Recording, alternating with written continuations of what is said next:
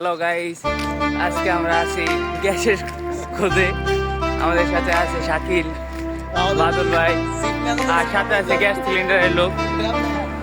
গ্যাসের cylinder chief manager আছে আমাদের সাথে। এখন কথা হলো যে মোটামুটি 6-7 কিলো সকালবেলা ঘুম থেকে ওইটা আমরা পেরেশান, কিন্তু গ্যাসের দোকান খুঁজে পাইতেছিলাম না। এক বাঙালি মোটামুটি বললো এখানে গ্যাসের সিলিন্ডারের দোকান পাওয়া যায়, ওই যে আমাদের গ্যাসম্যান। তো ভালো লাগলো, হ্যাঁ আজকে বিষয়টা ভালো লাগছে।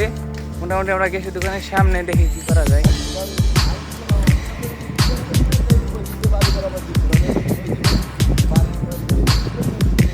গাইছে আমরা যে গ্যাসের দোকানের সামনে অটোমেটিক সিলিন্ডার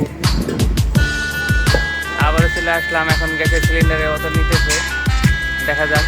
এখন সে নিচ্ছে মাথায়, তাহলে গন্তব্যস্থানে যায়, তারপরে আপনাদের সাথে যোগাযোগ হবে। তো সে কিন্তু গ্যাসের সিলিন্ডারের বোতল নিয়ে নারাজ, কারণ সে নতুন বোতল দিয়ে পুরনো বোতল নিয়ে আসতেছে, এই জন্য তার অনেক দুঃখ হইতেছে।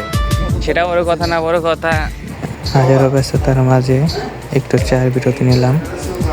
তবে সে কখনো আসেনি খেতে, ফার্স্ট টাইম এলো এবং সে খুব প্রশংসা করছে চাটার।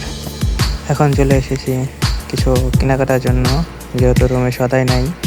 বাদল ভাই আছে সাথে, কেনাকাটার জন্য প্রস্তুতি নিতেছি আর কি।